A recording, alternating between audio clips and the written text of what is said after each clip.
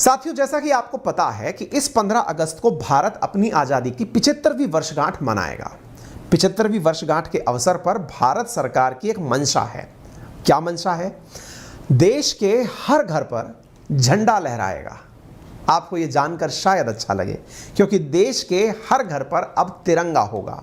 और जब देश के हर घर पर तिरंगा होगा तो महीना चल रहा है 15 जुलाई इस समय है।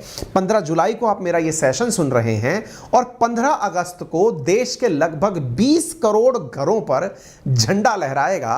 तो अचानक आपके दिमाग में एक सवाल आएगा, इतने झंडे आएंगे कहां से? अच्छा, गूज़बम्प तो इस बात का जरूर आएगा कि देखो कितना बढ़िया होगा कि देश के हर घर पर तिरंगा लहराएगा। और देश की आज़ादी को सेलिब्रेट करने के लिए देश के साथ देश के अभी तक होता क्या है कि जब भी तिरंगे की बात आती है तो ऑफिशियल प्रेमाइसेस या फिर वो सारे सरकारी स्कूल कॉलेजेस उन सब के ऊपर आप लोग झंडे को होस्ट होते हुए देखते हैं। आप झंडे से अपना भाव जोड़कर रखते हैं, आपकी आन बान शान वो पूरी तरह से है।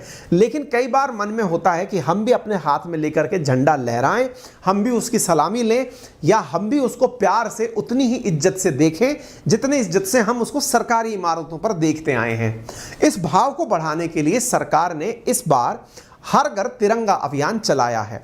अब हर घर तिरंगा अभियान में 1 महीने के भीतर सभी लोगों तक 20 करोड़ झंडे उपलब्ध कराना, और वो भी फ्री में नहीं, पैसों में। झंडा आपको खरीदना होगा। झंडा खरीदने के लिए इतने रिसोर्सेज डेवलप कहां से होंगे? मेरे प्यारे साथियों, झंडा आपकी शान जरूर है। भारत सरकार ने झंडों को लेकर पहले से चली आ रही जो झंडा संहिता थी, यानी कि इंडियन फ्लैग कोड जो था, जिसमें यह कहा जाता है कि झंडा फहराते समय आपको झंडा केवल खादी का ही उपयोग में लेना होगा।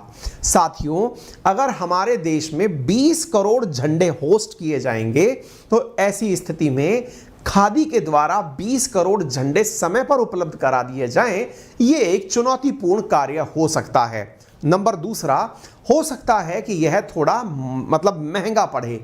ऐसी स्थिति में भारत सरकार ने हाल ही में अपने फ्लैग कोड के अंदर थोड़ा संशोधन किया है। कहा है कि झंडा अब चाहे किसी का भी बना हुआ हो, चाहे वो पॉलिस्टर का बना हुआ हो, चाहे वो ऊन का बना हुआ हो, चाहे वो सूती और खादी कपड़े का बना हुआ हो, झंडा झंडा होगा और उसे अलाउ कर दिया जाएगा।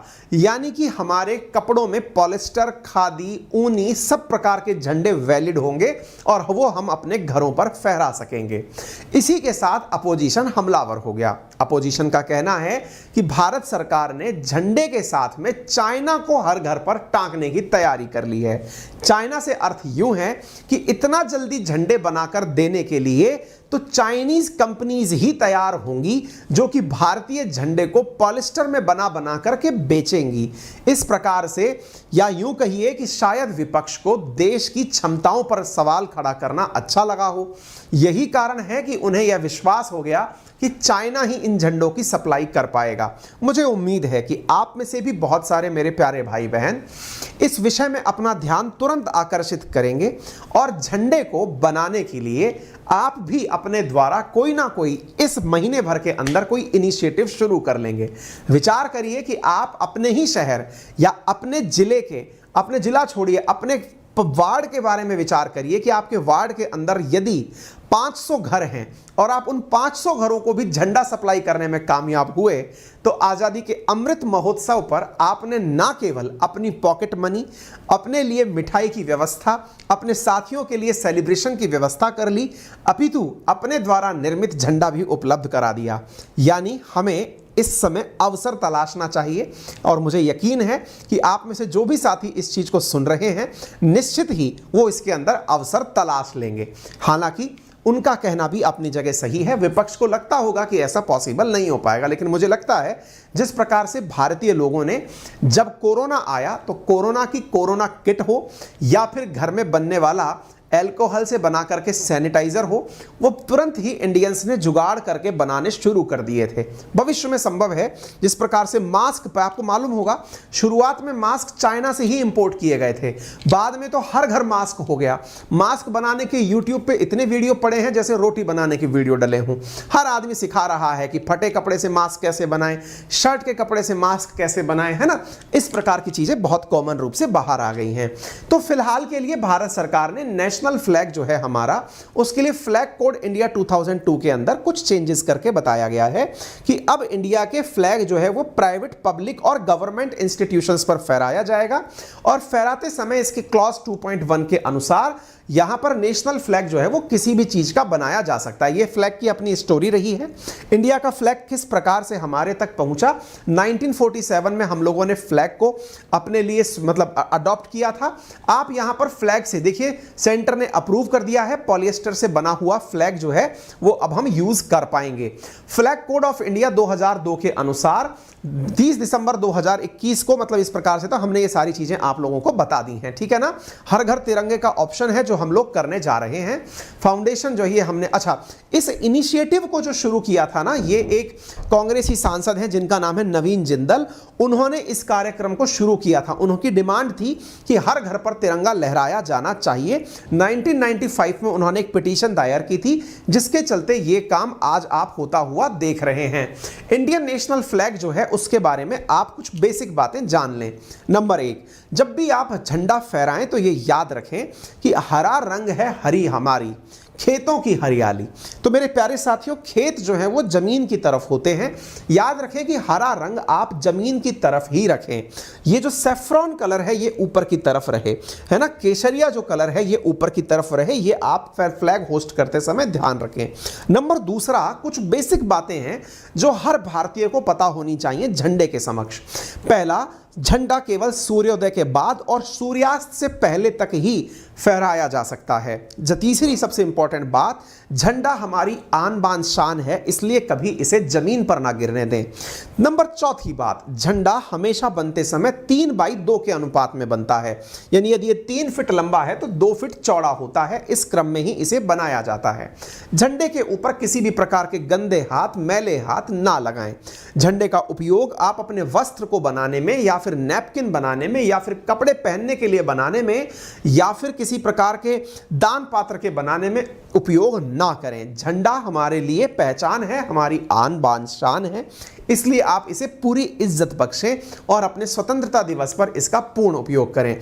फ्लैग का उपयोग कहां नहीं करना है ये मैंने आपको बता दिया है। किस प्रकार से बनाया जा सकता है ये भी मैंने आपको बता दिया है। कुछ तथ्यात्मक जानकारी भी जान लीजिए। भारत में जो फ्लैग है वो फ्लैग 22 जुलाई 1947 में पहली बार जो भारत की संविधान सभा थी उसके अंदर इसको अडॉप्ट किया गया था। 15 अगस्त 1947 से पहले ही हमारा झंडा अडॉप्ट कर लिया गया था, इसलिए उसे नेशनल फ्लैग अडॉप्शन डे के नाम से जानते हैं, 22 जुलाई 1947 को। साथियों, देश में झंडा किस प्रकार से पहनाया जाए, यानी कि इस प्रकार का विधान क्या हो, इसके लिए फ्लैग कोड 26 जनवरी 2002 को लागू हुआ, यानी झंडा संहिता 2002 26 जनवरी को लागू हुई थी। इस चीज को आप जान सकते हैं। जो बेसिक बातें थी वो मैंने आपको बता दी हैं। उम्मीद करता हूं कि आप इन सारी बातों को अच्छे से याद रख पाएंगे। तो हमारे फ्लैग कोड के अंदर जो नई चीजें ऐड हुई हैं वो मैंने आप लोगों को बता दी हैं, ठीक है। उम्मीद है कि आप ये सारी चीजों को याद रखेंगे और निश्चित ही इस बार जो आजादी का अमृत महोत्सव है उसे बड़ी ही शान के साथ आप लोग सेलिब्रेट करेंगे। सेशन को शेयर करना बिल्कुल ना रोकें। सेशन में जितने भी विद्यार्थी लाइव हैं वो लाइक करने में कंजूसी कर रहे हैं, ये बात बुरा लग रहा है। सेशन को लाइक अवश्य। इस रविवार को कुछ खास है। खास ये है कि एसएससी कैटेगरी के अंदर आपके लिए एक टेस्ट है। एसएससी और बैंक एग्जामिनेशन के संबंध में सुबह 10 बजे जुलाई 17 को इस टेस्ट के अंदर अगर आप पार्टिसिपेट करते हैं तो आपको पार्टिसिपेशन पर बहुत सारे उपहार जीतने का मौका मिलता है। अगर आप टॉपर रहते हैं तो माइट पॉसिबल कि आपको एक लैपटॉप भी उपहार के अंदर दिया जा सके। ये एक फ्री टेस्ट है जो कि अनअकैडमी पर रविवार को सुबह 10 बजे आयोजित किया जाएगा, जिसका लिंक आपको डिस्क्रिप्शन में दे दिया जाएगा। ठीक इसी दिन सुबह 11 बजे यूपीएससी कैटेगरी का एक टेस्ट आपका आयोजित किया जाएगा, जिसका भी लिंक आपको डिस्क्रिप्शन में दे दिया जाएगा। अनअकैडमी पर अगर आप यूपीएससी की तैयारी करते हैं तो हाँ, सुबह के लिए ध्यान रखिएगा। सुबह हमारी स्पेशल क्लास चल रही है 7:30 बजे, आप उसमें प्रेजेंट हो। यूपीएससी कैटेगरी के अंदर अगर आप तैयारी करते हैं तो अनअकैडमी पर इस समय अनअकैडमी लाइट में आप लोगों को प्रीलिम्स को ध्यान में रखते हुए बहुत ही शानदार प्रकार के, सोचिए 55,000 से ज्यादा बच्चे हमारे अनअकैडमी लाइट पर जुड़े हुए हैं। प्रोडक्ट की आप उपयोगिता इससे समझ सकते हैं, ठीक है ना। ये टेस्ट सीरीज है, पेड टेस्ट सीरीज है जिसमें आप कनेक्ट कर सकते हैं, ठीक है बेटा। इसमें आपको बेस्ट एडुकेटर्स के द्वारा तैयार की हुई कंटेंट मिलती है, आप इसको अंदर पार्टिसिपेट कर सकते हैं, ठीक है बेटा। इसके अलावा अनअकैडमी के प्रीलिम्स और सीसेट को आप टारगेट करके पढ़ सकते हैं। अनअकैडमी के कोर्सेज में रेज ए हैंड फीचर है, यदि आप टीचर से डाउट पूछना चाहते हैं तो आप डाउट पूछ सकते हैं। प्लस कोर्सेज में हमारे साथ आपको जो कंटेंट दिया जाता है उसमें प्रॉपर तरीके से पीडीएफ प्राप्त होती है।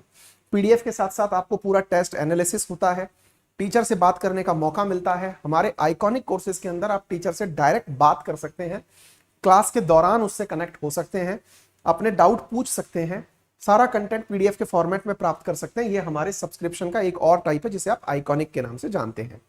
एसएससी कैटेगरी के अंदर भी हमारे कोर्सेज हैं। मेरा एक नया वीकेंड बैच शुरू हो रहा है एसएससी के अंदर, यदि आप उसे ज्वाइन करना चाहें तो बहुत ही नॉमिनल कीमत पे आपको वो कोर्स उपलब्ध हो जाएगा, आप उसे ज्वाइन कर सकते हैं। Thank you so much. अपना ख्याल रखें, बड़ों का सम्मान करें, छोटों को प्यार दें, अपना व्यक्तित्व इस प्रकार से विकसित करें कि महिलाएं आपके साथ सुरक्षित महसूस करें।